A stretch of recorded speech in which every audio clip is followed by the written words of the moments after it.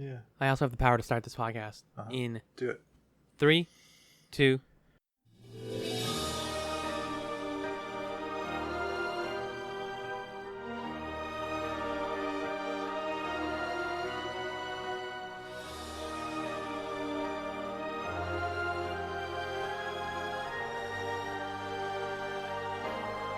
Hello and welcome to Chatz, the television podcast, Season 5, DaisyChatz. My name is Alan, and I'm joined by Galveston Gus and his dorsal-fin friend, Magellan.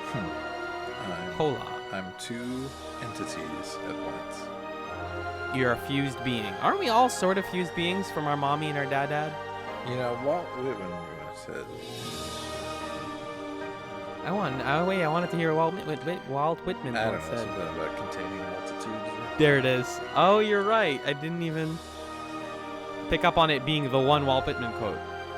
No, there's another one. There's the one that's like, I don't know, hey, Like, you know what's good? like Kissing. Like pump me up. Like shock this dick of mine. Walt Whitman, 1875. This is DaisyChatz, everybody. I'm sorry, If you couldn't, Walt. I'm sorry, Walt. Walt Whitman. I carry a copy of Leaves of Grass in every backpack that I've ever owned since I read it for the first time. Yeah, I mean, I love it. I love everything he does. I'm not being I would sarcastic, say that, I'm just tired. Yeah, this is all true Yeah. facts. This is DaisyChatz. This is where we talk about pushing daisies. This is the final episode of DaisyChatz, so Whoa. we're really getting loose. Oh, Wow! This week we watched Season 2, Episode 12, Water and Power. And we also watched Season 2, Episode 13, Kerplunk. First, we're going to be discussing Water and Power, which was written by Peter Ocko, Lisa Joy, and Jim Danger Gray. It was directed by Dean White, and it aired June 6th, 2009. Magellan, what happened in this episode? The facts were these. Lila Robinson, a beautiful grifter from Emerson's past, resurfaces, revealing a painful secret that Emerson has kept hidden all these years. Now on the lam for murder, Lila promises Emerson a quid pro quo if he clears her name. A big if. Magellan, what did you think of this episode? You know, Alan, I like the movie Chinatown.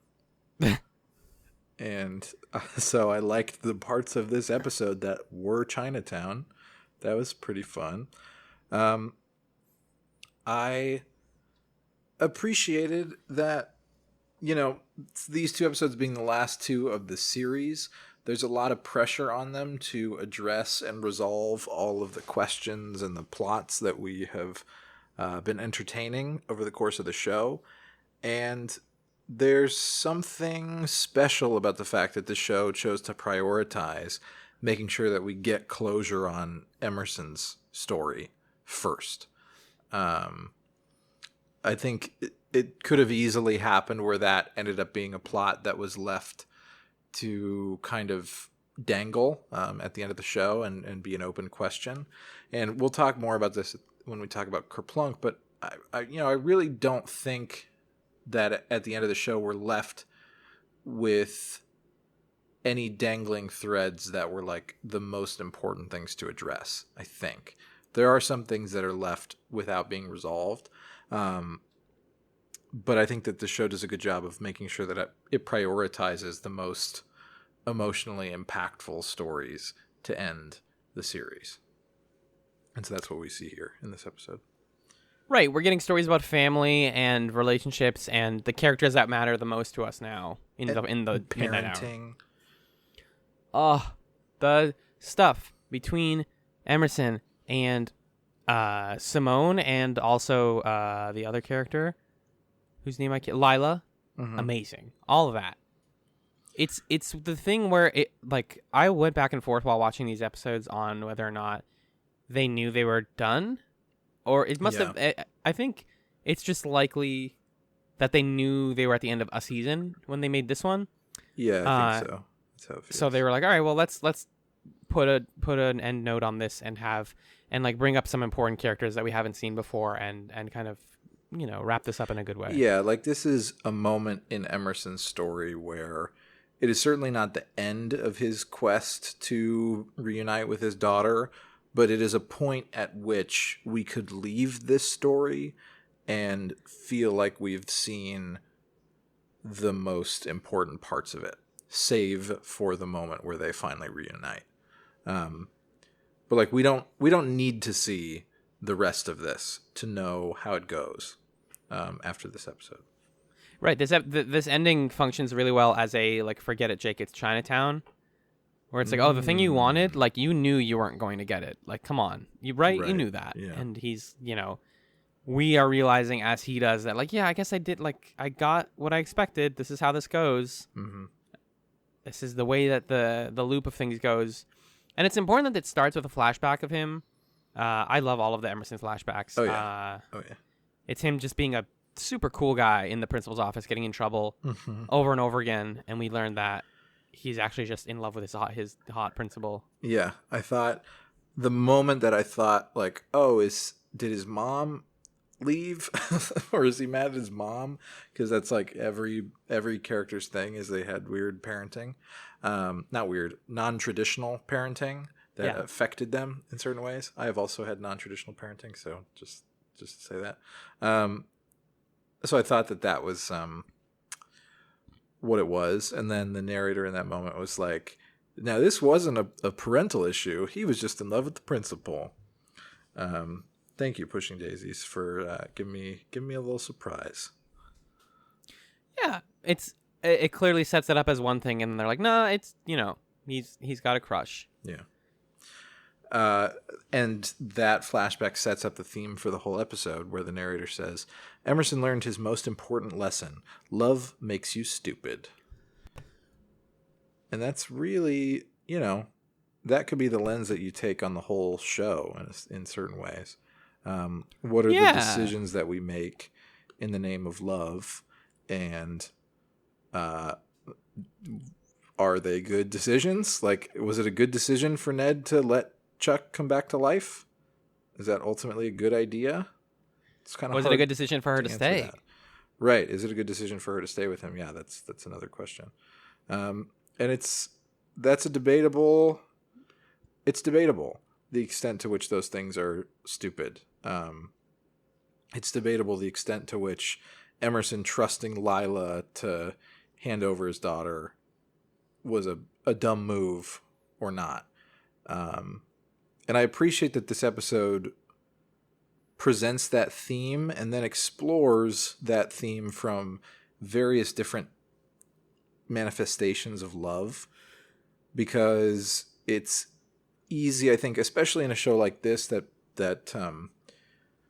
puts Ned and Chuck's romantic love at the center of kind of what the show is all about. It's easy to hear the word love and think, okay, love means romantic love.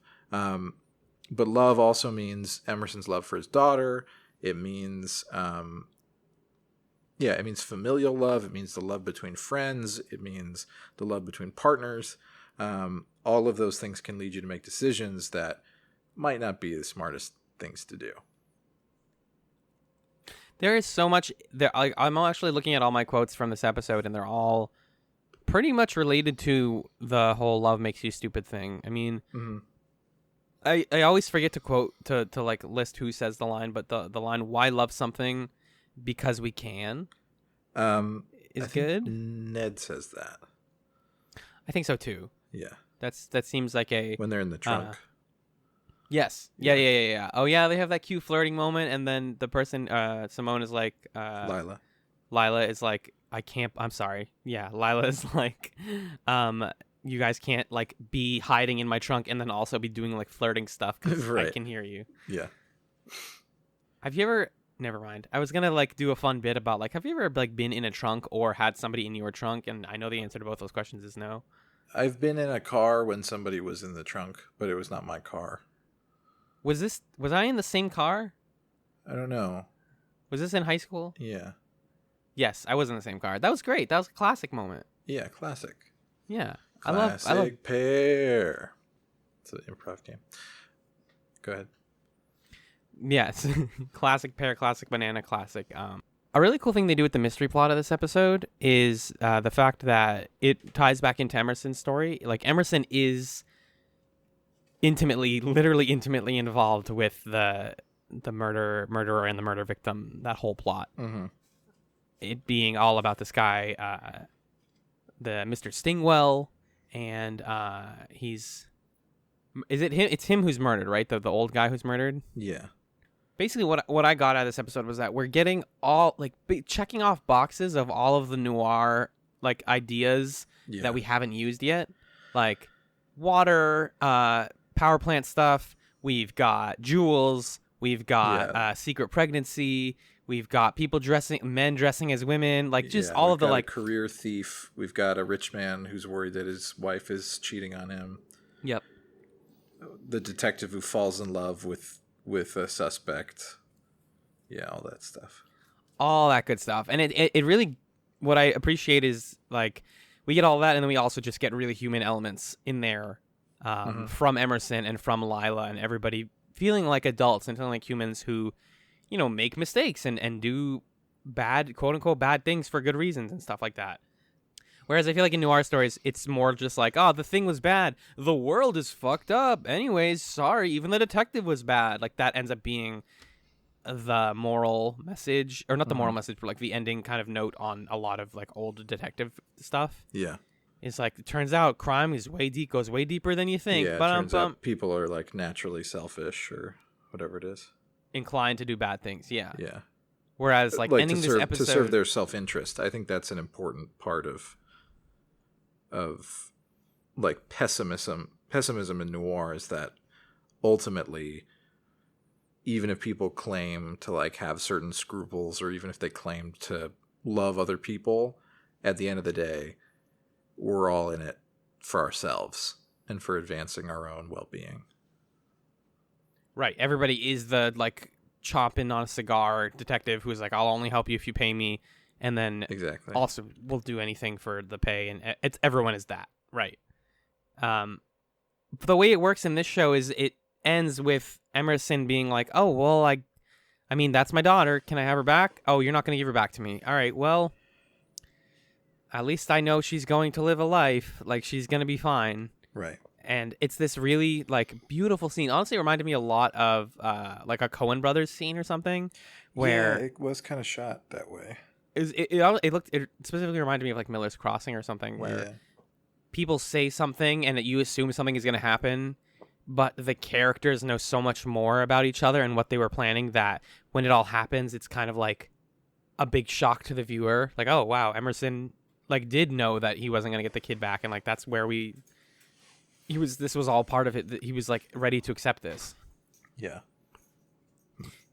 It's really good. It's really important that it gets there. That's the reason I keep like going back to that final scene. Yeah. Is because the rest of the episode is like going through the motions of hitting all the noir beats that we're talking about. And I mean, you know, it's the kind of ending that you actually want to this story. Like if the way this episode ended was Lila said, okay, I'll take the car and you can have your daughter, we would be like, what? I don't like this. This is a weird ending. It doesn't really feel real. And if the ending was like, actually, Emerson, we never had a daughter and I've lied to you all these years, that would also be terrible. But there's something about this ending where the thing that he wants is just she's right there. She's in the car. We see her. She's in the car. And so in a way we step closer, but in a way he has lost this moment in which he had any scrap of whatever leverage he could have had. Mm-hmm. And so in some ways he's further away. And I think that ultimately, you know, that is, you can think that is a motif of this show. If you think about it in the context of Ned and Chuck, for example, where constantly their relationship is about, I'm right here. If only I could reach out and touch you, that would be what I want. And there's something about staying in the state of like reaching, but not being able to reach, that is eternally like fascinating to me anyway. And maybe that is what is stupid about love, that you're willing to kind of continually put yourself in these situations where you are so close to what you want that you can clearly see it and you know it's there and you know that you can't have it and you don't care. That is what is stupid about love. And that is why we keep telling stories about it and keep watching shows about it and keep talking about it. Right. And what's cool is like this show is also transforming a genre that, like we said, is very like a lot of the big hitters in that genre were so cynical and so like bleak to watch and finish and realize like the real secret is that everyone was bad. Whereas like Pushing Daisy's Pause, it's like, no, the real secret is we're all trying and we're all willing to accept that like sometimes things don't go well. Sometimes there isn't a clean ending and we're trying to get there. Yeah. And it's always worth the effort, but like it's a lot more optimistic than I think that the stuff that it's kind of pulling from is. Mm-hmm. It also, like you mentioned, how timeless that idea is of love and like the eternal being close but not yet reaching it. I mean, it's the reason like the Orpheus and Eurydice story is like is taught in schools, is because it boils this concept down to its essential elements. And once you get past the confusion of like, well, why was he so dumb? Like if you're still a kid and you're asking like, why did Orpheus turn around? Then you miss the point of the story. Like, right. Because yeah, exactly. You have to kind of feel it to know why you would do that. Yeah. And it ties back to the book, remember, that I referenced, I think in our second episode, Eros the Bittersweet, that talked about like how essentially in many ways love as an intellectual construct in the way that we tell stories about it kind of has to have this structure of like there is a thing that you desire and a reason that you cannot have what you desire. That there has to be a kind of sweetness and a bitterness to it in order for it to be this kind of like literary understanding of love that we've developed over time. So it's that's the tradition that the show's a part of, and that moment is a part of, and that's why it's so affecting in ways that other endings to this episode may not have been. I found, because of all of this stuff, I found the Olive and Randy stuff really challenging to nail down how I felt about. Okay, tell me more. So Randy is trying. He basically, in this episode, his arc is about being okay with being a rebound. Essentially, yeah. He comes to accept that, and at first, my problem was like, I don't like seeing Randy give up an element of his self-respect because he's like, well, you know, I mean, he was probably good, but she's not going to get with him, so I guess I'm here.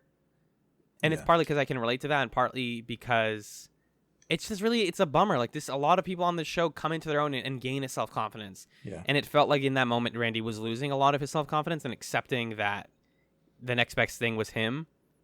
Mm-hmm. But I feel like the episode by the end kind of suggests that he does respect himself a little bit more than that. Yeah, you know, it's something that I've grappled with at different times in my life. This state of, and again, this is a sort of like love makes you stupid. And the way that love makes you stupid is it makes you reach when you can't get there. Like he knows how Olive feels about Ned, and he also knows how he feels about Olive. And so in some ways you could read it as like, yeah, he's not really giving himself self-respect because he's settling for being a runner-up. But on the other hand, the argument is, you know, Randy is assured in the fact that he really cares about her and really, really likes her and just wants to be around her, you know. And so there is a kind of dignity in him being able to say, listen, at the end of the day, I'm here because this is where I want to be. And you're going to feel however you feel about me, and I'm not going to let it bother me. Mm-hmm. Because this is what I want. And I can't be dishonest about that, and I can't convince myself to feel a different way. So these are my feelings, and I'm feeling them. And if you want to explore that, then that's great. And if you don't, then I'll be okay, and I'll figure it out. Yeah. Yeah. And so there is, you know, there's something in that I really struck a chord with me because I know that I've sort of been in that position in my life more than once. Right, and it ends up being about him reclaiming his own agency and his own self-respect in a way. Yeah, it's a decision that he's making. Yeah, to be there versus to not be there. I mean, Olive's line that just cut through me like a knife, even though it was intended to be funny, was "Signals are like nuts. Mixed is better." Yeah. And you're like, oh, Oh God. ouchie, ouch. Like, I get it, but a human being saying that makes me really anxious because I'm like, I know people think like this. Mhm. I don't want to think that people think like this, but yeah, sometimes people like are intentionally giving out mixed signals because that's the game. Yeah. That's the way you're supposed to do this. Like, Olive also comes out of this episode very mature and and making good decisions. Like, it took, obviously, you know, the last couple episodes of her being like, yeah, I don't need Ned. I can live without Ned to get here, but we're here, and I've found her and Randy's relationship really fascinating. Yeah. It's also, I mean, the thing with the mixed signals is that Olive is kind of giving herself mixed signals in a certain way. Because I don't know, it's just so hard to know, just like this notion of there being such a thing as a rebound person, or like, can you love more than one person at once? And like, should you be comparing the way you feel about one person to how you feel about somebody else? And like, well, something that Randy says that again really stuck with me was that what he wants is like, yeah, I know that you're kind of doing this to get over Ned, but my hope is that, essentially what he says is, my hope is that one day, you know, you're not going to be getting over Ned anymore and you're just going to like me. And it's like, maybe that is what it is, and maybe that is how it can happen. And I'm sure that these thoughts are going through Olive's head. Like, ultimately, how much of love is about feeling this kind of like electricity when you look at somebody, and also this like longing and this like, oh, I want it to be but it can't be, and how much of love is like, I'm just going to like put myself into this thing that I don't really know how I feel about it, and take a chance on it, and maybe it'll be great. And I think both of them could be legitimate paths to love. But it you know, it's something that, as much as a society and as a world we have reflected on this, I don't think that people have come to a clear answer. Yeah, I mean, this episode, Water and Power, is the finale to the relationship stuff. Yeah. Amongst at least all of the like young people on the show. Basically, it's so fascinating to me that we got, and we're gonna talk about it, but like, this is that arc finishing, and then the series finale is like mostly focused on the ants, and then ties Ned and Chuck's story back into the ants instead of it being like the Ned and Chuck story ending. Right. Exactly. Yeah. And so yeah, this is the episode where it's like, oh, we like kind of get a good closure on Olive and Randy and Emerson. Like, Emerson ends this episode great. He gets his book published. They finally are going to publish Little Gumshoe. Yeah. He, because of his maturity and his willingness to accept things for how they are, he gets to have a nice ending. Yeah. I agree. Did you have any stray notes on this episode? I had a bunch. Yeah, we'll get to this. I think in the process of the stray notes, we'll get to the. Well, let's talk about Chuck and Ned, actually. Yeah. Because there are kind of two moments from this episode that are salient to me. A lot of their screen time is them intersecting with Emerson's story and trying to be confidants for him, but also trying to keep him grounded and say, hey, dude, do you really believe that she's going to let you see your daughter? Maybe she's just playing you and she is the murderer. But the time that they have alone to be devoted to their story, their relationship, I think there's a lot of material that we can dig into. Because they start the episode and they're sort of looking at Olive and Randy and they're like, oh my God, this is so great, whatever, which first of all, I was really annoyed that the last episode ended with this ominous, like, oh, Ned feels jealous, dun dun dun. And then the start of this episode does not address that really at all. So I don't know if that's just the show's ending and we had to drop that, or if that was just a cheap cliffhanger for no reason. What's going on there? I'm not sure. Anyway, Chuck and Ned try really hard to make Olive and Randy a thing, probably because they're living vicariously through them. And they have a discussion in which Chuck says to Ned,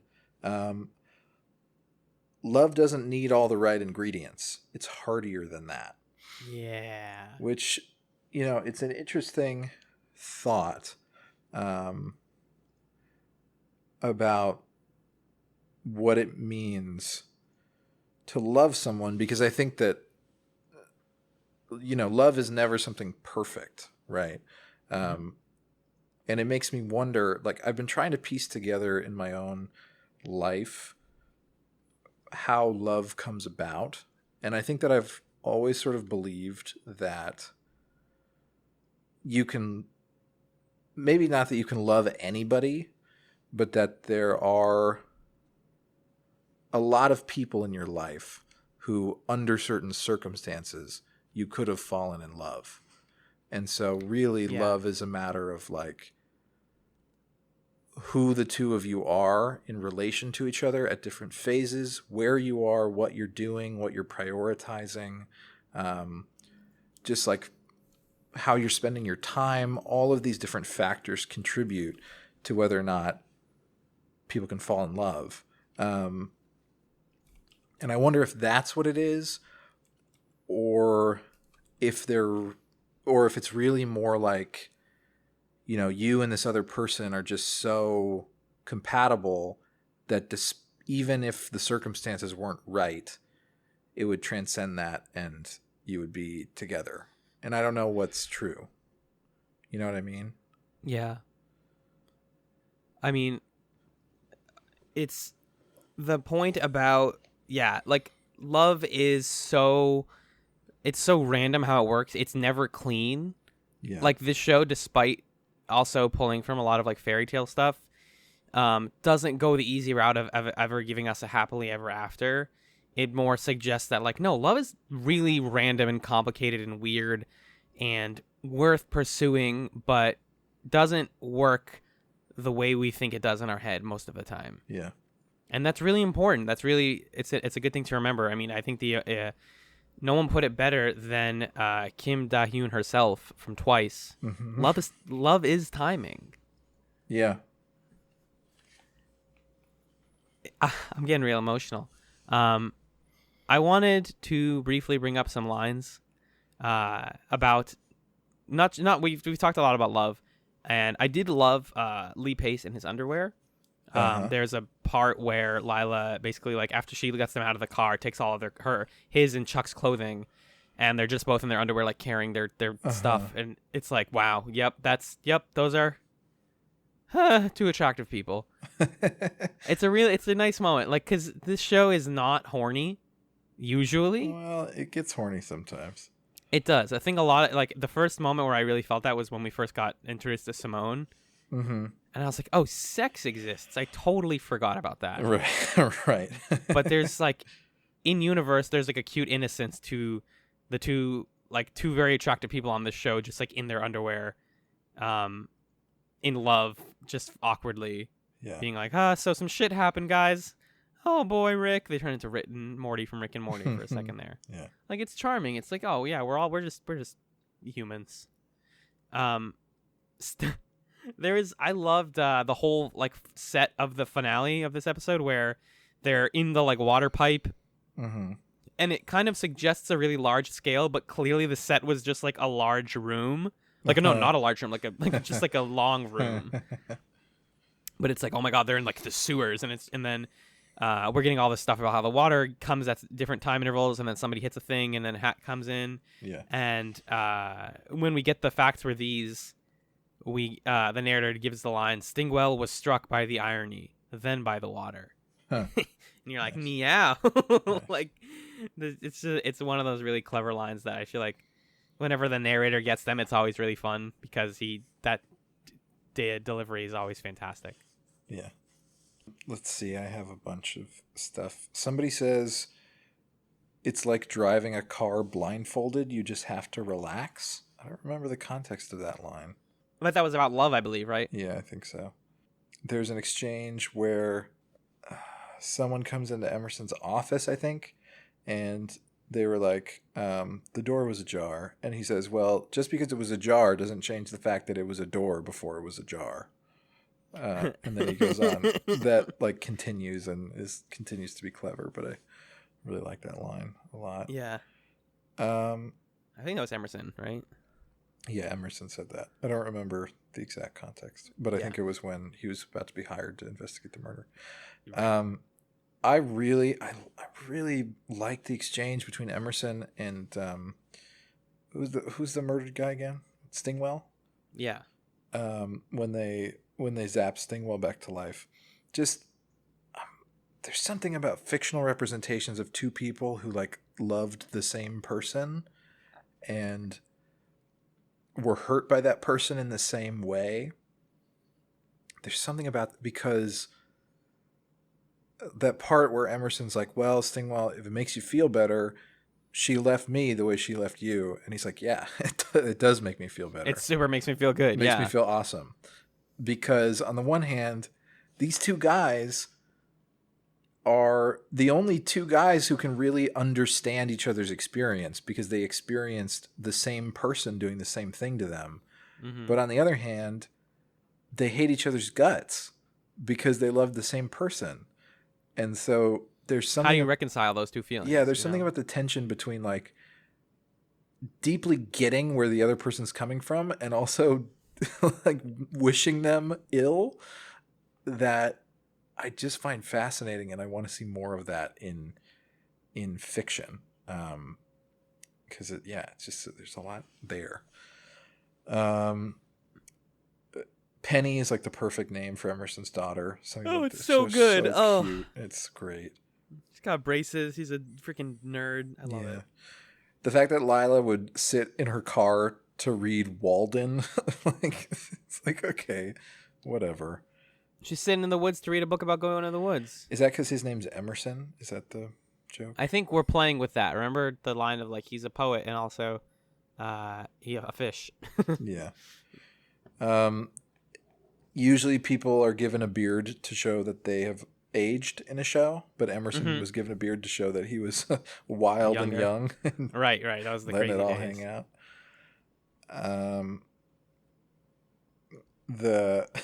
The guy, when they go to the dam, the guide is like, I'll be your damn guide.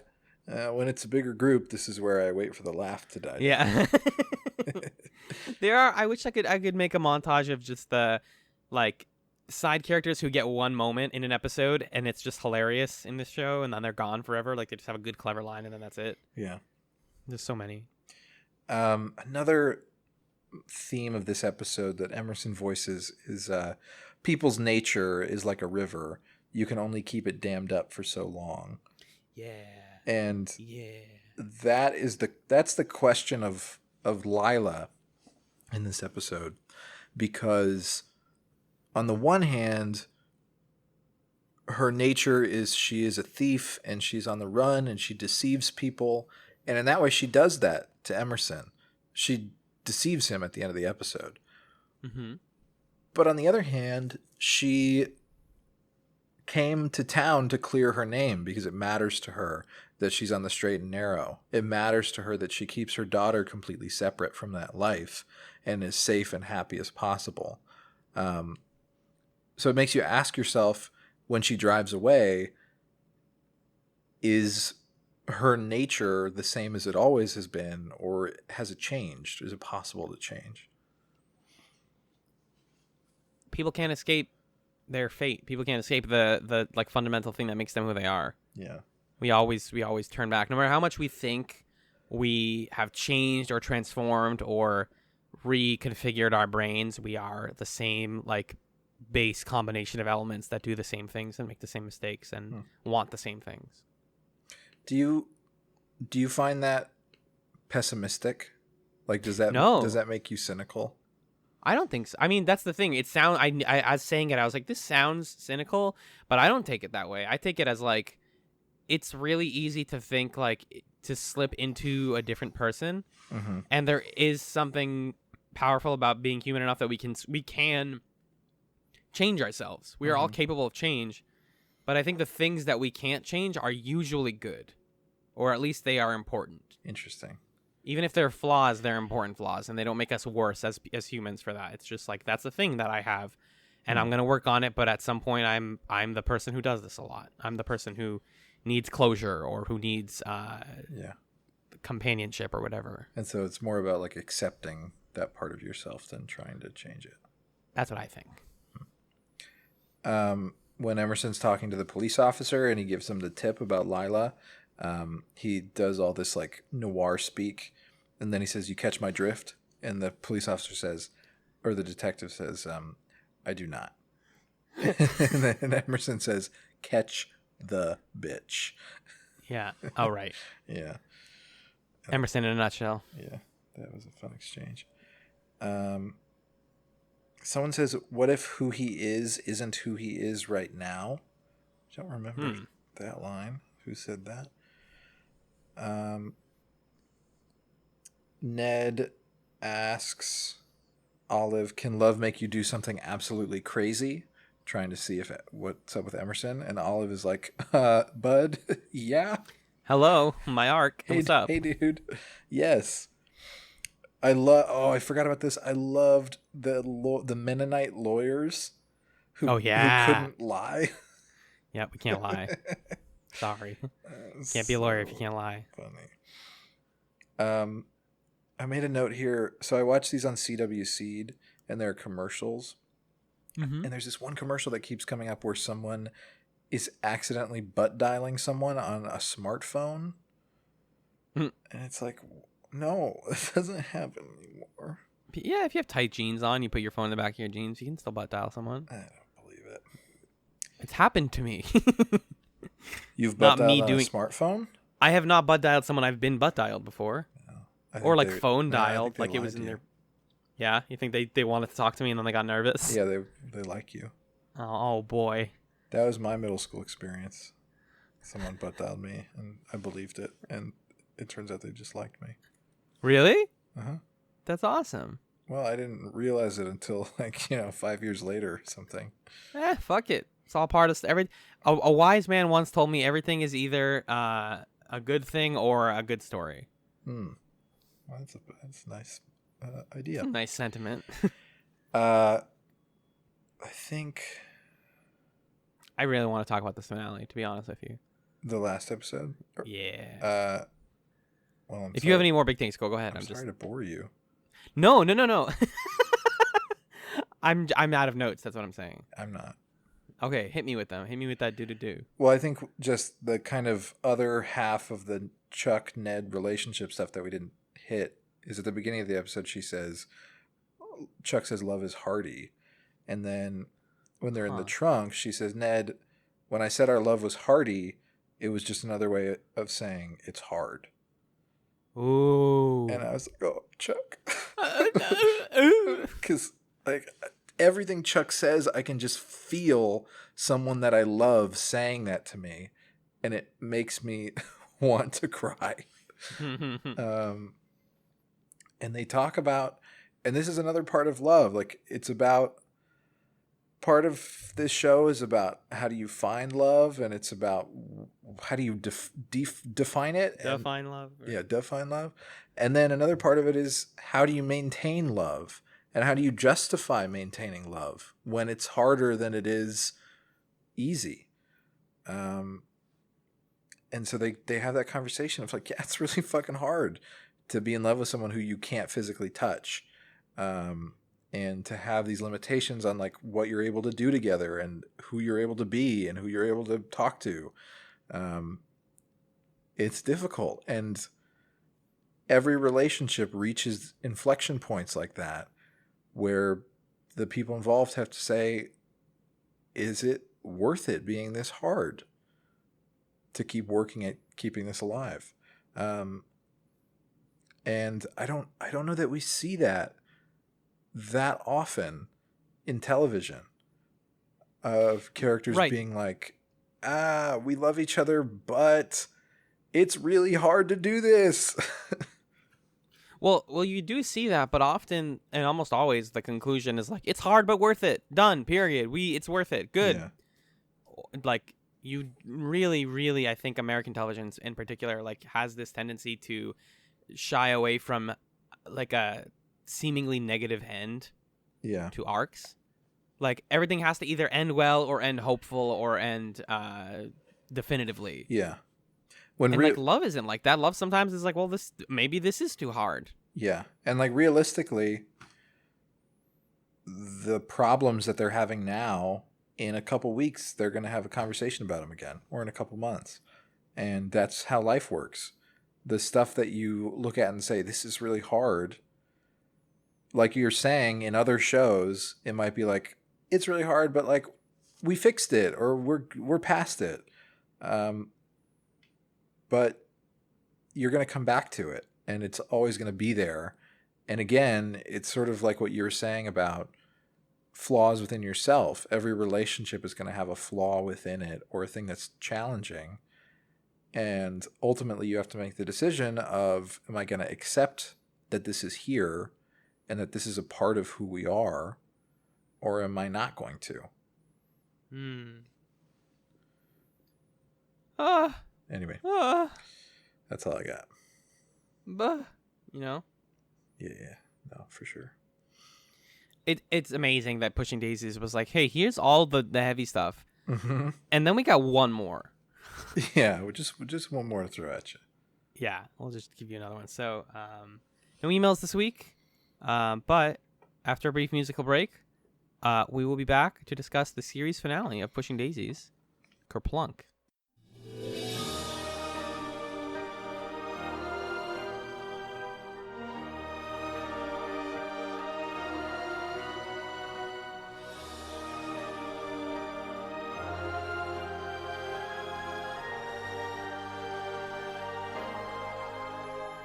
Welcome back to DaisyChatz.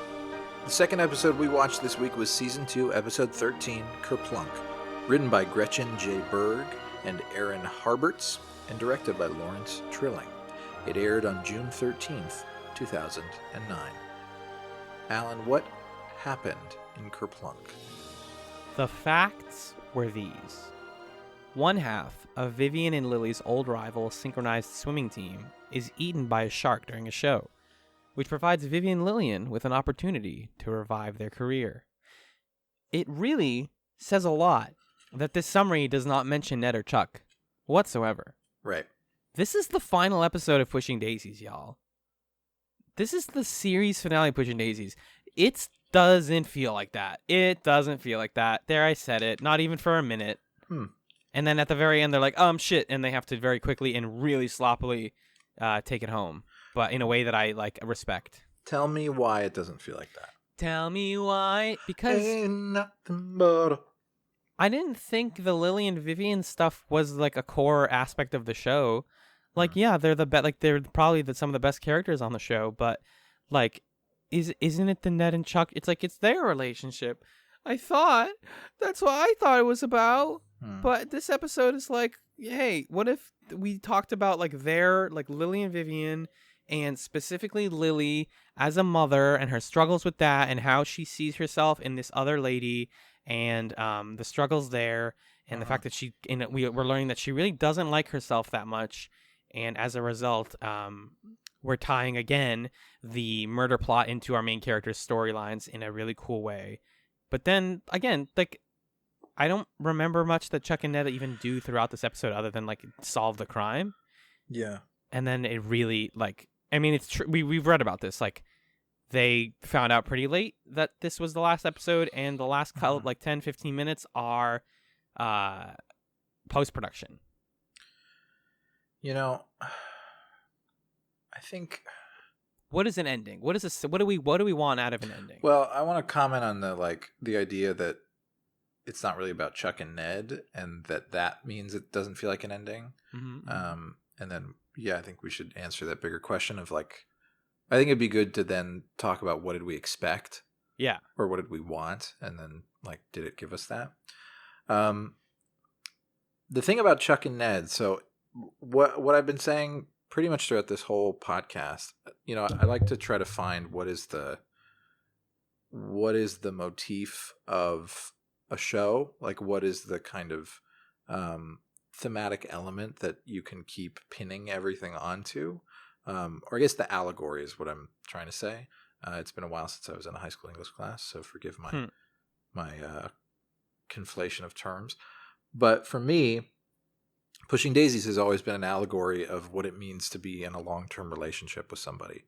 And what is really essential and what is unpacked by the end of this episode is the idea that Ned has wanted to possess Chuck throughout Right. our entire viewing of their relationship in this chunk.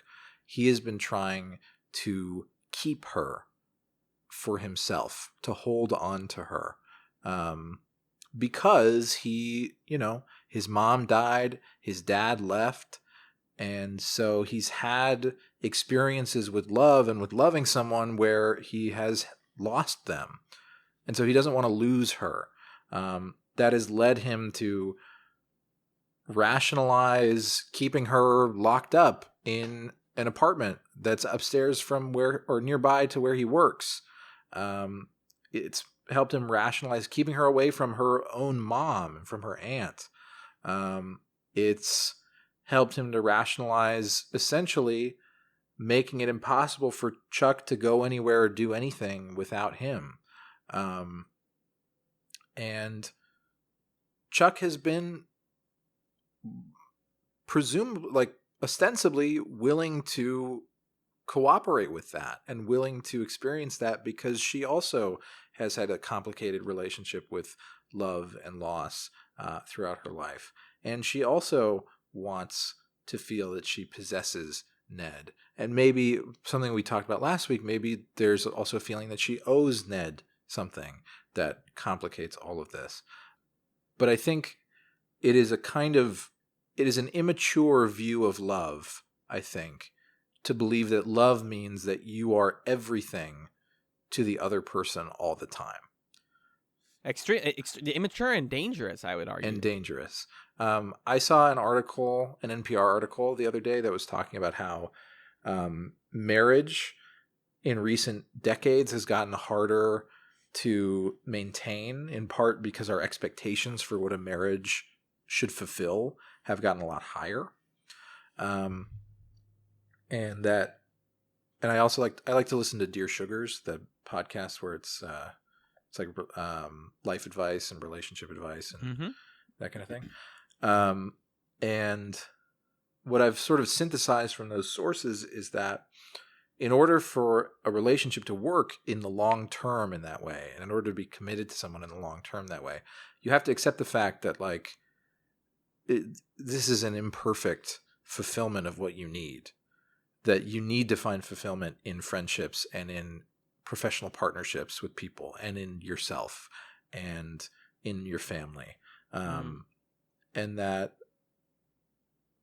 you need to have all these different spaces in your life where you can express different parts of who you are and experience things that you need to experience so that you can come together in the spaces where you connect with your partner and share the things that you've learned and experienced and celebrate those things with each other.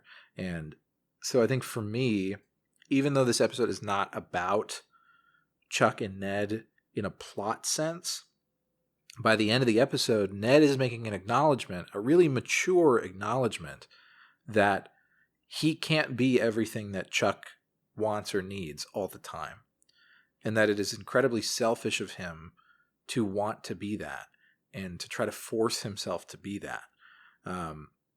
So he's making a decision that takes their relationship from this kind of like doe-eyed early stage of, oh my God, we love each other so much. Like, this is perfect. We're destined for each other.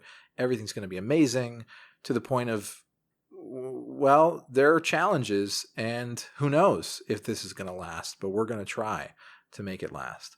And to me, I don't need to see anything else of Chuck and Ned.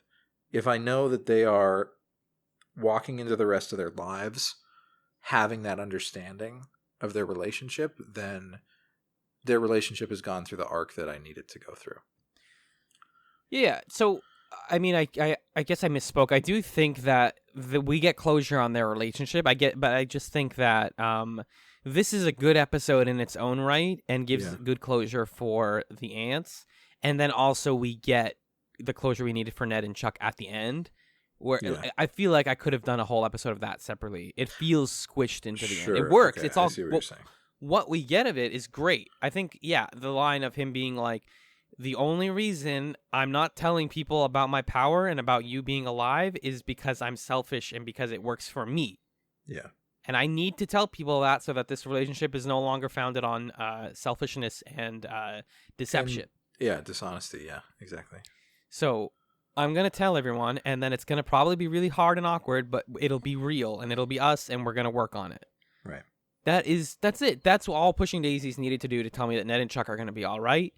I think like the final shot of them where they're outside the ants' house, and we finally see, like, the ants get to see Chuck alive. Yeah. Is amazing. It almost feels like it's hand-waving the work of this episode, though, because they build up their stress. They finally confront each other about the fatherhood situation. Mm-hmm. And then they're like so mad at each other to the point where there's no reconciliation. And then they're dead. Like one of their Lily's dead daughter knocks on their door and says, "Hey guys, it's me. What's good?" And then the narrator is like, and then their problems were gone. And is it's that beautiful. He said? Did he say that? Well, he basically says like they were arguing, and then this happened, and they forgot that they were mad. Yeah. So, like, for Ned and Chuck, it's like we are admitting that there are problems and we're working on it. But then for Lily and Vivian, like, seeing Chuck kind of just, like, ends their conflict really quickly. And that was something about that final moment that I was like, oh, well, like, literally 30 seconds ago, we were getting this good back and forth and, like, these beautiful lines from both of them. Like, I'm, seeing Lily and Vivian be the people that they've always thought of each other as, and Vivian breaking my heart with how much she expected from Lily and being disappointed by it, but saying, I knew this all along. I had a feeling. Yeah. Like, no matter how nice you are, no matter how much of an optimistic face you put on, at the end of the day, there is still that thing in the back of your head that tells you this is probably not on the up and up. And for her to say that is, like, heartbreaking. And then they're like, but like, Chuck's back, guys. Chuck's back. Yeah, I can understand. I mean, it does seem sort of convenient that they held on to this revelation until the 11th hour so that they didn't have to deal with the ramifications of, like, Lily and Vivian hate each other for a little while and then someone has to apologize and then they make up. So it does feel kind of abrupt. Although, if you raised your daughter with your sister and then your daughter died and you thought she was dead and then she was alive again, I think you would forget a lot of things. Like, that does feel real. But from a narrative, so from like a life sense, it makes sense. But from a narrative sense of why did they position these events to happen in this order, in this way, it does feel kind of convenient. And like, that's the end. See you later. Imagine how dark of an episode that we would have had if Lily had seen Charles and they had a conversation. Like, what I think them seeing Chuck moment is, it's sort of like in favor of Ned's power at the end of the day as a greater good. Like, being able to contact the dead again is a net positive and a healing factor and a good thing because it lets us remember what keeps us grounded and what was important to us in the past and what, when we lost it, changed us. Like, Lily and Vivian's their conflict exists entirely because of human problems and people leaving their lives. And when somebody that's incredibly important to their lives and that kept them together, kept them swimming, kept them living together and all of this stuff, when that person comes back, it's like, oh, yeah, all of my problems are really stupid because people can come back to life now. Yeah. It's sort of like in favor of Ned's power and being like, hey, end of the day, we can do really amazing things with this silly ability, even if it does cause some issues. It can be used for pure good. Yeah. I think really, what does Ned's power represent? In some ways, Ned's power represents just like honesty.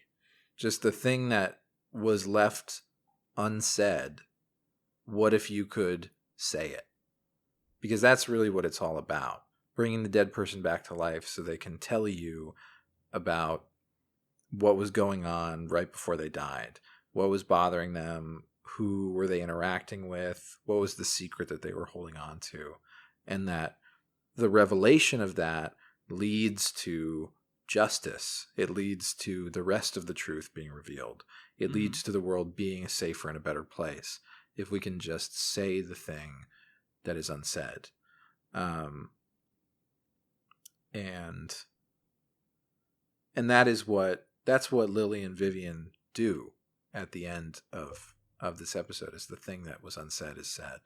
And I think maybe why we feel a little cheated by it is because we don't see them make the most of the fact that it was said. Like, we don't see the full arc of that. Oh, yeah. Because that moment of honesty comes with a significant amount of pain, but then there is a reconciliation at some point, and we just don't get to see the reconciliation happen. So that's why it sort of feels like an unfinished story in that way. I want to get to the Ned and Chuck finale, last 10 minute stuff.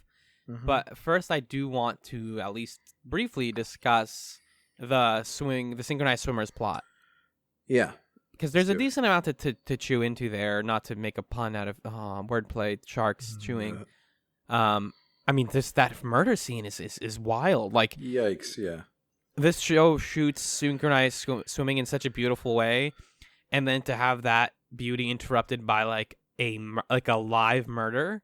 Like, we often are like, oh, seeing the dead people in the morgue is really dark, or seeing somebody who just died is really dark. But seeing someone get killed is like a different kind of dark. It is also super duper undercut by the fact that shark looks like a plastic toy. Yeah.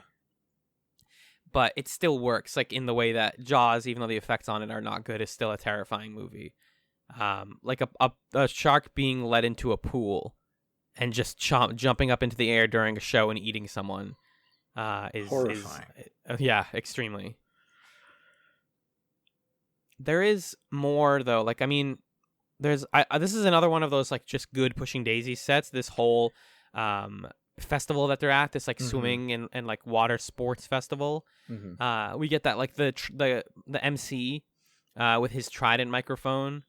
Yeah, which I think he's just a really fun character, and that's a good like little piece of prop work. We have the other swimmers, who are two women, one of whom gets eaten pretty quickly, and the other one we learn a lot about, and then the dead woman's husband.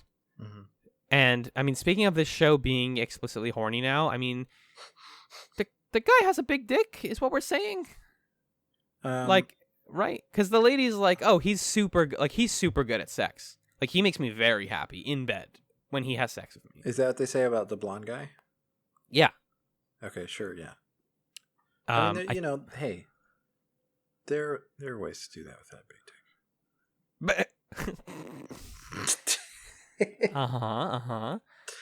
Do I want to ask any further questions? I guess not. Not on the podcast. Not on the podcast.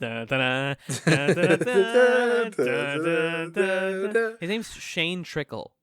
Yeah, all right. Yep, that's a dick thing. That's a dick guy's name. When I wrote it in my notes, I thought they said Shane Trickham, and I was like, so he's the bad guy. Like...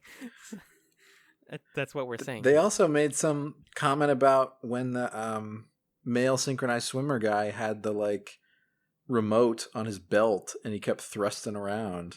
Yeah. And Emerson and Olive were like, whoa, check that guy out. Oh my goodness. Oh man. Oh no. What a What a thing. I really like this gay Christopher Walken character. Oh, baby. Oh, baby. That's also Austin Powers. Yeah.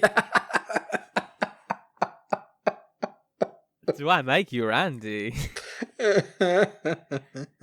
There is that guy is great. He's I forget what the actor's name is. I can look it up. He's on Star Trek Discovery. He's fantastic on that show. He's one of the best characters on that show.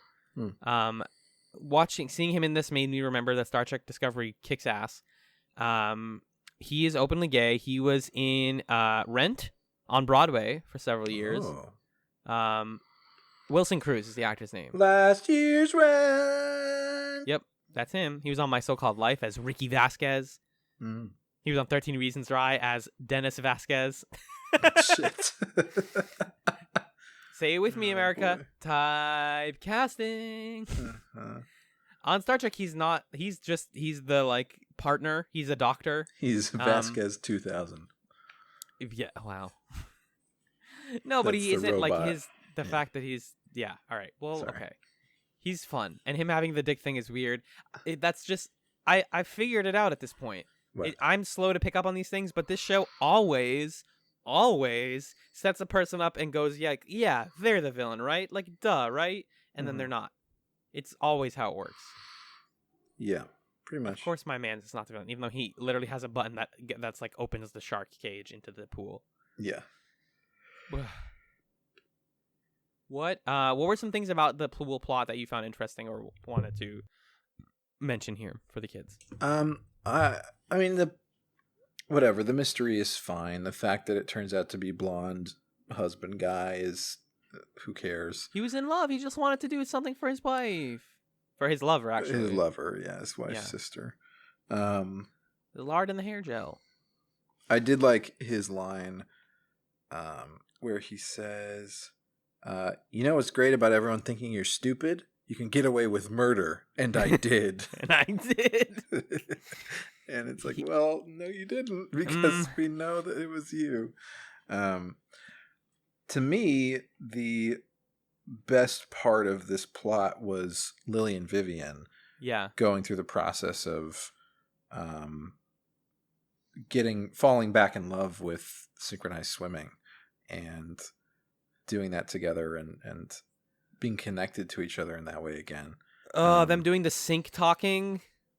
That was great. Yeah, so good. Yeah, and they're like sync moving together, and it's like that. First of all, it must have been fun to film. Many takes, I imagine. But yeah, it's like they're rebuilding their relationship. They're rebuilding the thing that kept them together the first time. Yeah. And it kind of gives us this last angle on love, which is essentially the flashback frames it for us, where Lily was born 2 years before her sister.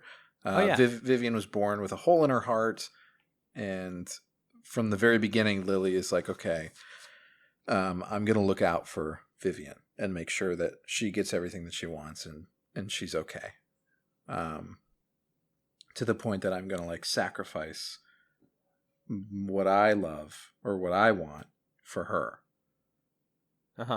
And I just think that is an interesting angle of like, you know, is that what love looks like? Complete self-sacrifice and completely putting yourself second for somebody else. And that's like a kind of love that I think is very unique to siblings. But so just exploring that and seeing Lily kind of be like, okay, we'll swim. And then her falling in love with it again on her own terms. And then I think you said this before, but her berating the sister of the lady who died for keeping secrets from her sister and for fooling around behind her back and stuff like that, and calling her a bad person when you know that Lily is narrating that to herself. I just thought that was a really powerful scene.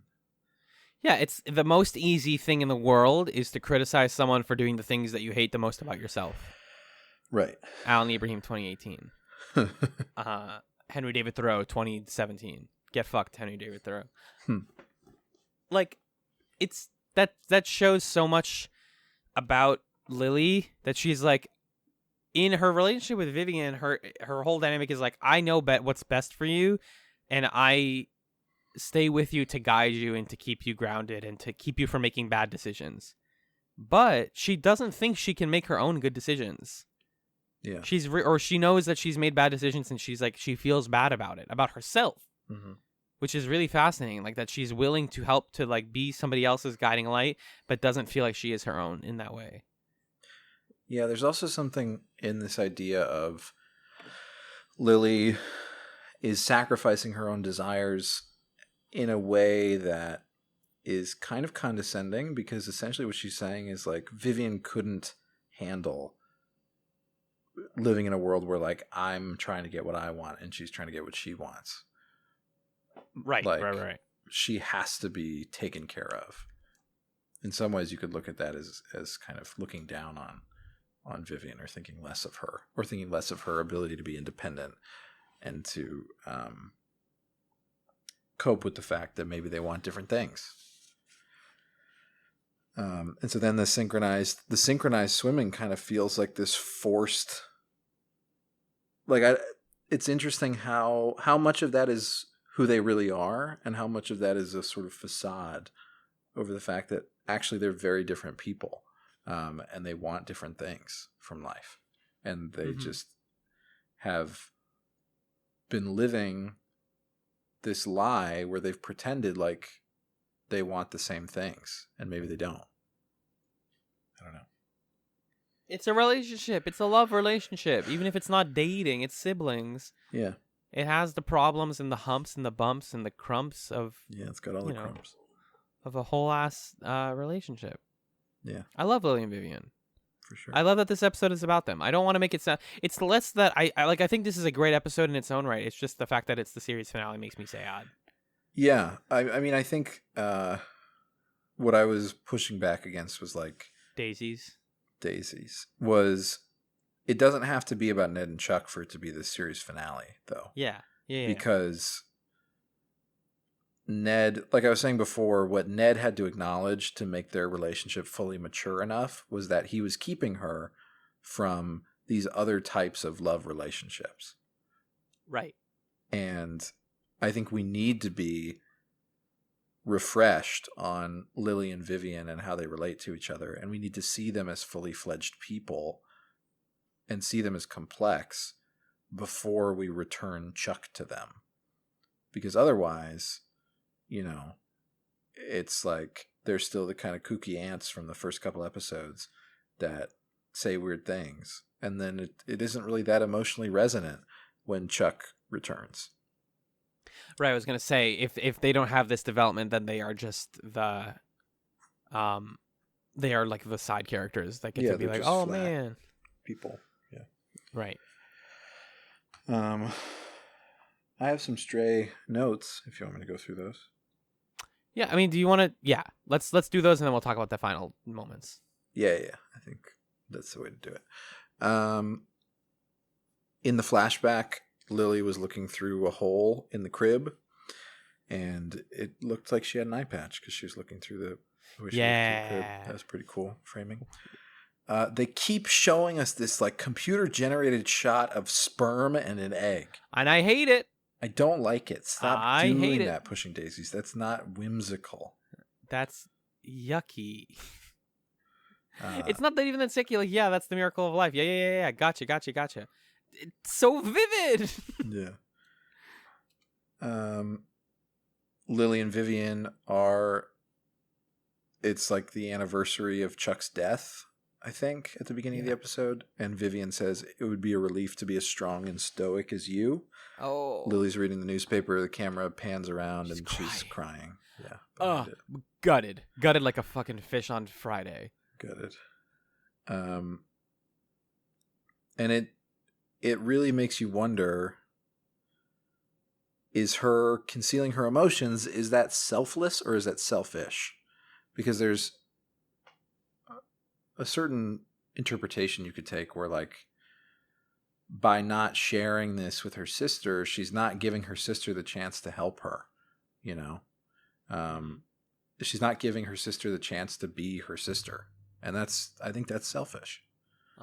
When you keep things from people and don't let them support you. And obviously that varies for different emotional situations. That's not like a blanket statement.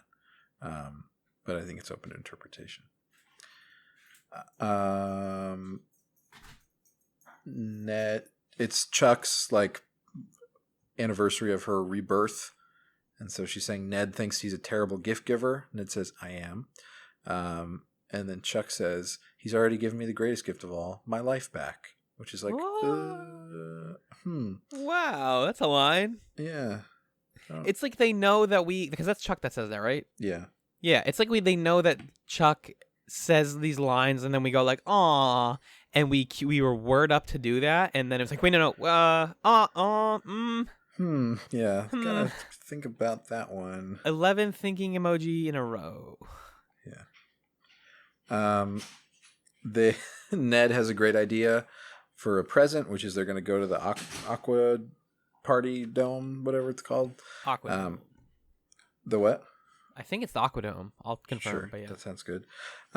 Which isn't a great idea because he knows the ants are going to be there. It's the Aquacade. Sorry. Aquacade. He says, Emerson, call Simone. And he says, she's in with the flu. Olive, call Randy. He's out with the gout. I like that. Just them being like, yeah, we're done with the side characters, so don't worry about them. Right, basically. I don't understand why Vivian and Lily both have the last name Charles, if that was Charles's name. Because they both were in relationships with him, where they thought that they were his only partner? No, that's not it. Vivian was engaged to him and Lily had a baby with him? And that causes you to take someone's name? No. I subsume everyone's last name whenever I have sex with them. No, that is a good point. That is really weird. Yeah, it's odd. Anyway, when they talk to their rivals, Vivian says, "This is an unanticipated stressor. I would like to go," which is just how I feel all the time. All the time. 100% of the time. Thank you, Majan. Every day. Another amazing Vivian line. They're in the stands, and she says to Lily, "Thanks for insisting we stay. Now the task is staying strong." Ah! Oh, goodness. Lily says something catty, and then Vivian says, "Lily, behave." Just everything Vivian says. I love it. She's the best. Let's see. The shark tamer, who's like a cowboy, which is cool. Yeah, why not? Is coming to Emerson, and he's like, "Do I smell a fish witch? You mind stowing it away?" It's such a weird line. Super weird line. Like, what was the point of it? Oh, well, actually, because he talks about the fish making him feel bad about his fish. Oh my god. It wouldn't be a Pushing Daisies episode without just like a horrifying talk to the dead person scene. Yeah. Where they cut the shark open. Yeah. To talk to her. Oh yeah, that's like one of the best scenes in the whole episode though. And then Chuck is like berating her and then is like, "You did this to my aunts," and then she's like, touch her before she talks back. And then Ned does, and she's like, "That felt so good." That felt so good. It's like, whoa, that is dark. Yep. I brought somebody back to life just to vent. Just to vent. Basically, to like yell and to get my backstory off on their face. Like, oofa doofa. Speaking of the rules, I have to start thinking about the ones keeping me here. Oh, that's related to the ending. Yeah. Sorry. Why would I keep the murder weapon in my Speedo? Is something that somebody says. Yeah, because that's where you put murder weapons. Yeah. I really like Ned's neon green tie and pocket square. Hell yeah, that feels like the ultimate Pushing Daisies outfit. Yeah, that was awesome. Yeah, I think we're starting to get to the big thing. Yeah. I really liked Emerson kind of like talking to Ned and Chuck where they were both being weird about it. So Ned like is Lily and Vivian's fake agent in their cover story. And then he eventually is able to get them a deal where they're going on a tour in Europe. And that's awesome. Oh my God. It's amazing for them. They'll be great because they don't like leave the house. And that really makes Chuck upset. She can't keep tabs on her parents anymore. Right. And makes me sad. So that is that's a point of tension for them, because this is finally the moment where this really has to be addressed, that Ned doesn't really care if she has a relationship with them or not, because he wants her all to himself, and he hasn't been able to acknowledge that yet. He gives them that European opportunity without consulting Chuck, without Chuck's permission, thinking that doing it specifically to make her happy, almost like when he brought her back to life, thinking again. Parallelism. I liked the Emerson talking sense into them and saying, like, you two are great. Like, you're really, he says, your moral compass is always pointed, do the right thing. Aww. Which is cool. And then he's like, but you guys are being like really dumb and annoying. Yeah, so you're stop. dumb and in love. Yeah. Yeah. I liked it a lot. I think that's... And sorry, the last thing, Vivian... Lily says to Vivian about why she didn't tell her the truth. Yep. She says, I knew the truth would break your heart, so I broke mine instead. My own.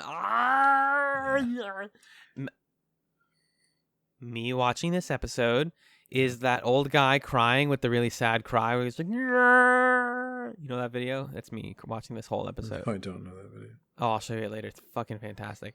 I love, speaking of like love and relationships, I love the villain of this episode. I love that Emerson repeatedly and Olive call him a himbo. I love that his final moment when he's like trying to escape is he goes, Hasta, biatches. It's such a good line because it's like half of two different like ways of saying goodbye that don't squish together at all. It's really funny.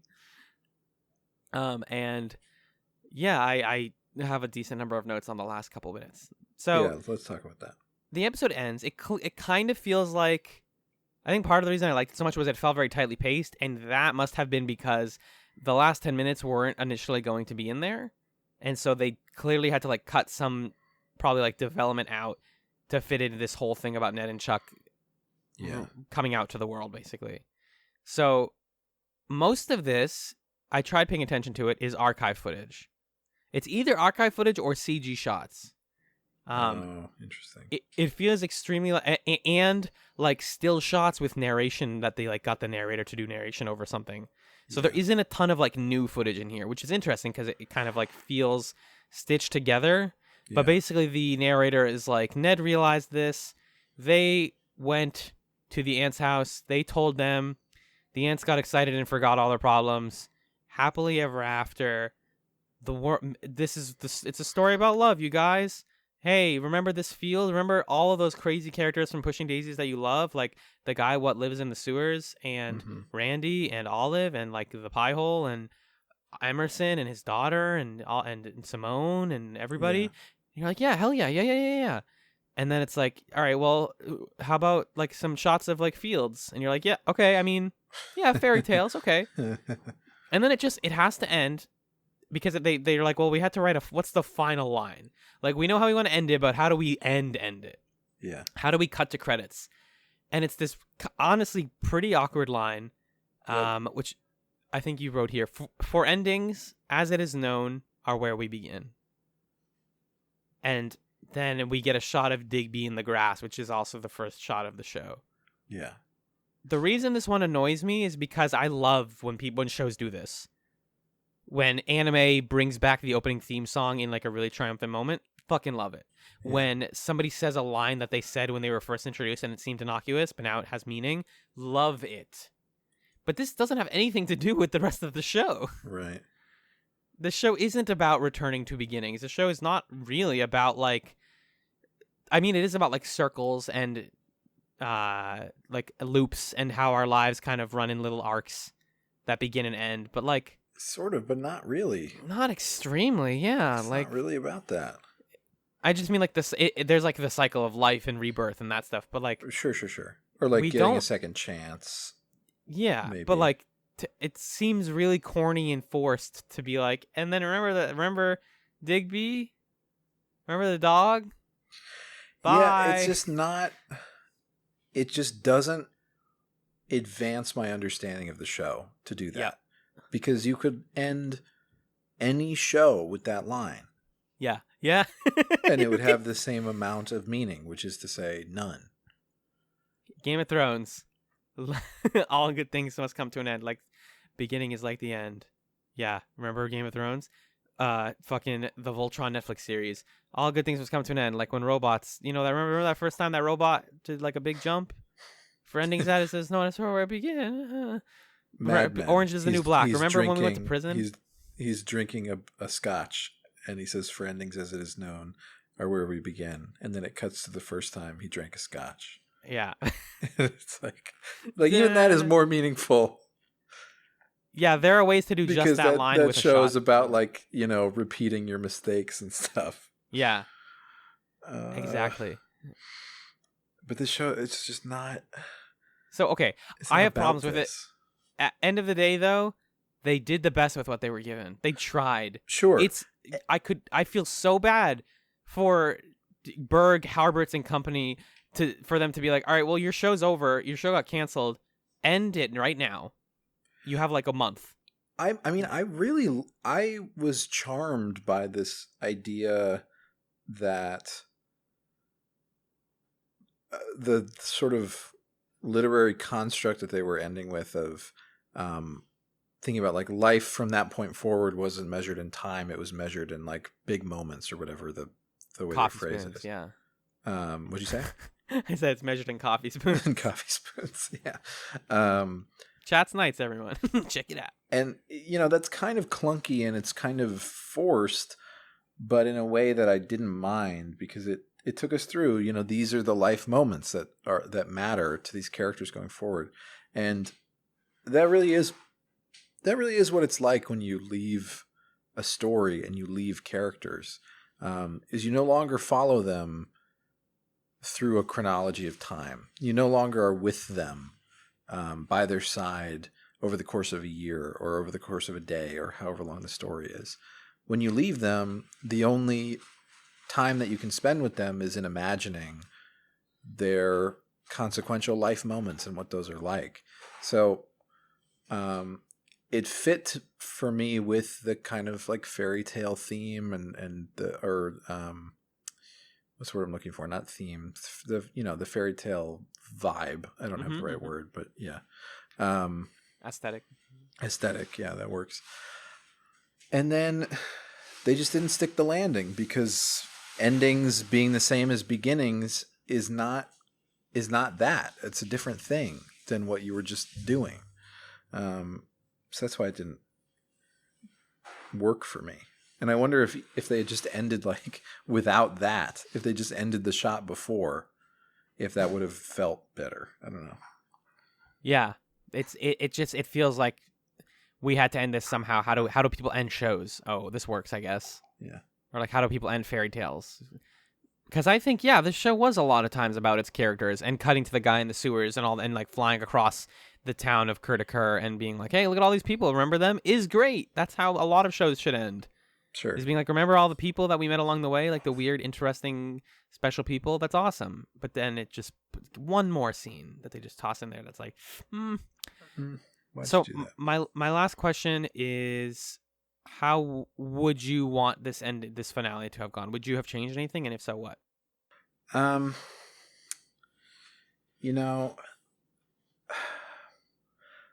When this episode ended, I tried to think about like, what are the things that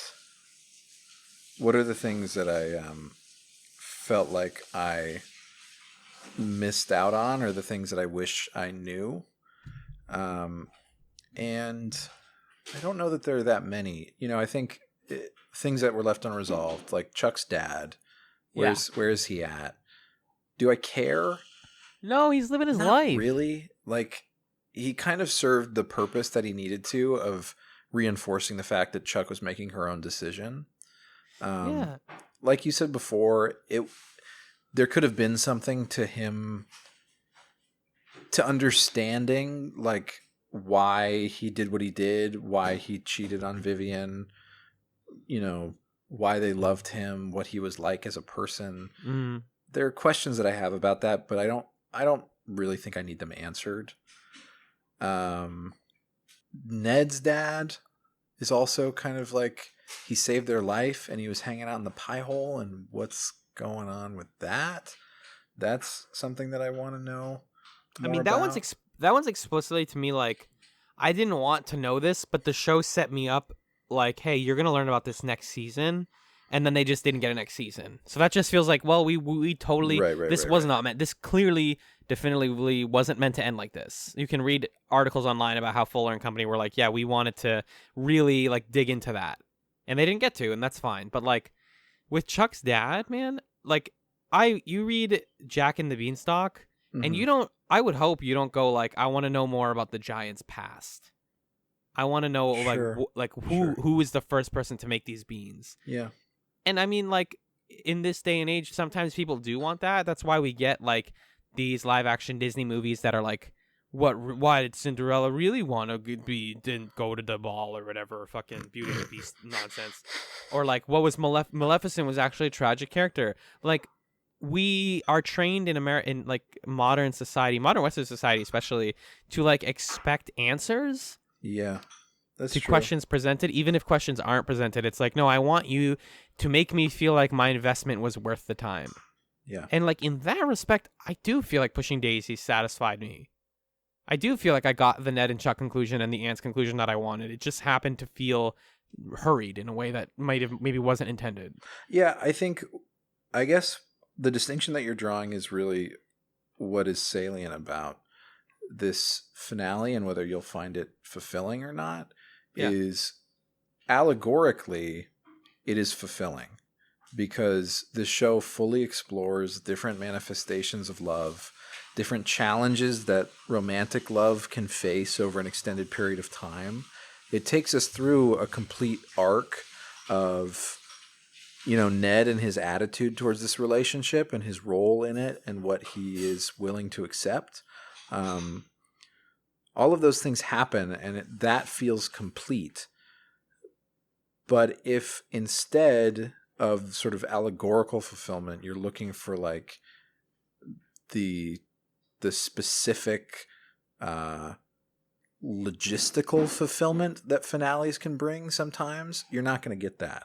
Like, if there's one question that I'm still like, but I want to know, it's, do they ever get to touch? You know, like, does that ever happen?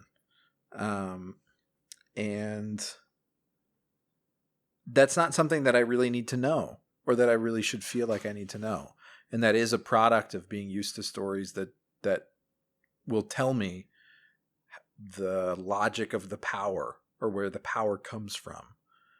But in this kind of story, you don't actually have to know where the power comes from, because it doesn't matter. The writers sat you down at a table and said, welcome to my show. I have laid out in front of you all of the essential pieces of my show. And the one in the center is a beautiful flower. And you point to that flower and you say, that is Chekhov's gun. I want to see it fired at some point. And the creator says, no, it's a flower. I swear it's a flower. And you refuse to believe them. That is that is it. That's where I take so much umbrage with how people watch TV now, is refusing to accept that sometimes a flower is just a flower. Yeah. Sometimes a relationship is just beautiful and just works. And it does, like, we could get answers. People write fan fiction for a reason. Mm-hmm. But, you know, this is the way that somebody chose to end this show. Yeah. And Fuller has said, like, if he would bring back any of his old shows, he would bring back Pushing Daisies immediately. There's clearly interest in that.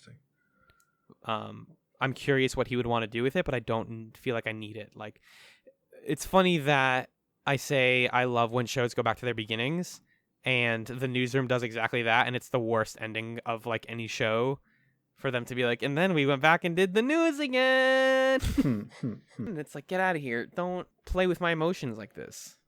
But it requires you to be invested enough to feel that like nostalgia, that twinge of that twinkle in your eyes. Like, oh yeah, I remember when the show was like this, for that to work. Yeah.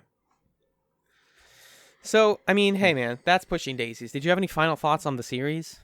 I think it's kind of. I think we've said it all. I don't think there's really any other angle that I have left. What about you? Yeah, I'm really happy we watched it. I think it came at a perfect time. It lasted just the right amount of time for us. It got a lot of amazing discussion out of us, and I at first was kind of hesitant, like, oh, are we gonna like find interesting things to talk about with this? And then, when we were piling different shows, you were like, Alan, I really think there's something here. Mm-hmm. And hey, there you go. You were right. Hey, thanks, man. So, I mean, hey guys, it's Chatz. Every week we watch 2 episodes of TV podcast until either we're dead or they run out of TV shows. Nah. So we have another show we're gonna watch now. You may be asking yourself, where is my beautiful wife? What are we watching next? Well, so after all of this heady discussion of like love and relationships and like real life and real characters and all of this beautiful, crunchy emotional stuff, we figured, all right, you know what I love is emotions. You know what I also love is space. But we already watched Farscape, the best sci-fi TV series out there. Star Trek says hello. Instead, we're going to be watching another sci-fi series from around the same decade. Hey. Hit him with the theme music. It was the dawn of the third age of mankind, 10 years after the Earth-Minbari War. The Babylon Project was a dream given form. Its goal, to prevent another war by creating a place where humans and aliens could work out their differences peacefully. It's a port of call, home away from home for diplomats, hustlers, entrepreneurs, and wanderers. Humans and aliens wrapped in 2,500,000 tons of spinning metal, all alone in the night. It can be a dangerous place, but it's our last best hope for peace. This is the story of the last of the Babylon stations. The year is 2258. The name of the place is Babylon 5. That's right, folks. Next season on Chatz, a television podcast, we are watching Babylon 5. What do we decided to call this new show? We've transformed from DaisyChatz into Chatsalon 5. So we're going to have, as usual, new art, new themes, new everything, but it's going to be the same old chats, and we're going to keep doing it 2 episodes a week, Same as long boys, as that same works. Format. We're not Yep, gonna same- get a new. We're not gonna get a new guy to replace me. Yet. No new, don't worry about changing. Oh, but what? You're going to be replaced at some point. I'm just kidding. You can't be replaced. Come on. What would happen if just one of us died? Would we replace the other guy, or would we? We have to do the what's the Thanksgiving podcast? Till Death till Death Do Us Part, yeah. Where we pick somebody who is designated to replace us. That's a tough pick. What are you talking about? Who's your pick? Britney Spears? Oh shit. Oh shit. I'd love to do a TV podcast. Well, no. If it meant that you had to be dead. Oh. I don't think I could live with that. Okay, fair enough. Who would you be replaced with? Probably Mayim Bialik. From The Big Bang Theory? Yeah. Just like imagine your life. Like I'm dead. And now you have to do a podcast with Mayim Bialik. Yep. And I just keep asking her to talk about Blossom, and she's like, no, but I know we're talking about Babylon 5. Yeah, well, but that's your first season is Blossom. Oh shit! It's super awkward for. I'm just like, what's the trivia, Mayim? What's the trivia? What do you got? Yeah. If you were replaced, I would not be nice to the other person for a while. I'd eventually get used to it, but I would not be nice at first.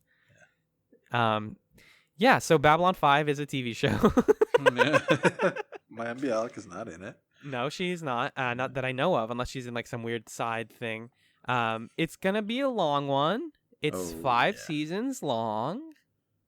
This is the next year of our lives, people. And then some. And then some.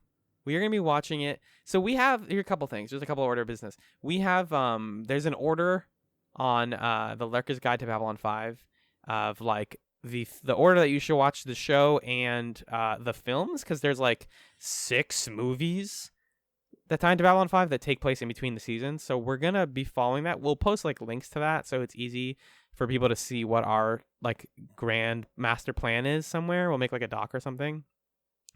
Or just post that JPEG with the flowchart. So as always, we're watching a couple episodes a week, but since Babylon 5 is a little bit non-traditional, we have to explain how we're doing this. So Magellan, tell them what we are watching next week. All right. So the thing about Babylon 5, from what we understand, is that not only are there 5 seasons, there are also several movies. Theoretically, there's 6 of them, if we understand this correctly. And there is a spin-off series that comes after Babylon 5. So as of right now, we're planning to watch all of that stuff. Yeah. We might change our minds, but as of right now, that's the idea. From what I understand, and if you out there are a Babylon 5 expert and you can help clarify this for us, that would be beautiful. From what I understand, Babylon 5, when it originally aired with a pilot movie called The Gathering. Mm-hmm. So that is what we're going to be watching next week. And we're going to do a commentary on it, because that's what we do whenever we do movies. And it sort of sets up the world. It sets up the characters, as far as I know. And again, it was aired as the original pilot. We've, from internet research, gleaned that maybe it's not that good. Yeah. And some people are like, hey, you don't need to watch this. So I think just take that grain of salt that it might not be indicative of how good the show could become, which is true. I think if you're watching any of these sort of like sci-fi fantasy long-running TV shows, that they always start in a kind of weird, awkward place. So we're going to embrace that, and we're going to do the commentary of it, and you're going to get to hear us piece through what the heck is going on. And then after that, we'll come back and we'll do traditional episodes of ours for a while, for like 3.5 seasons, where we watch 2 episodes a week and we talk about them the way that we always do.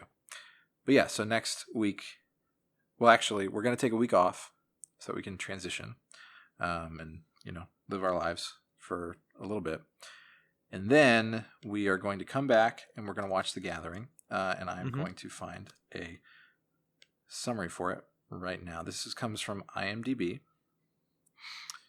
The opening of a crucial space station is put in jeopardy when the commanding officer is accused of the attempted murder of a diplomat.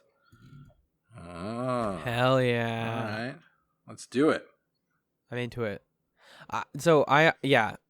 If you are at home and you've listened and you've watched Babylon 5, and I'm sure a lot of our Farscape friends have. I know a lot of them like reference that show when we were talking about Farscape, and you have like takes on like your favorite season or which movies are worth watching and not watching. I will promise you we're going to try to watch all of them. I think our general rule is like, if we start liking it, then we're just going to keep going and not skip anything. But like, if we find out like, oh, some of this is like super not worth our time, then we'll consider like jumping around. But with the show itself, we're totally watching the whole thing. That's set in stone. I'm probably going to end up reading the books. I'm just so in the mood for a new sci-fi show. That's all I'm in the mood for. So let us know if you like the show and if you're like excited to hear us talk about it or whatever. You have thoughts. Yeah. So with that in mind, thank you for listening. It is time for the plug zone. John? Well, actually, no. First of all, at ChatzPod on Twitter. ChatCpod. Chatspod@gmail.com on email. Send us feedback. Tell us what you thought about pushing Daisies and DaisyChatz. If you thought this episode was really heady and good, then tell us. If you thought it was heady and bad, I guess tell us. I don't know. Hit us up.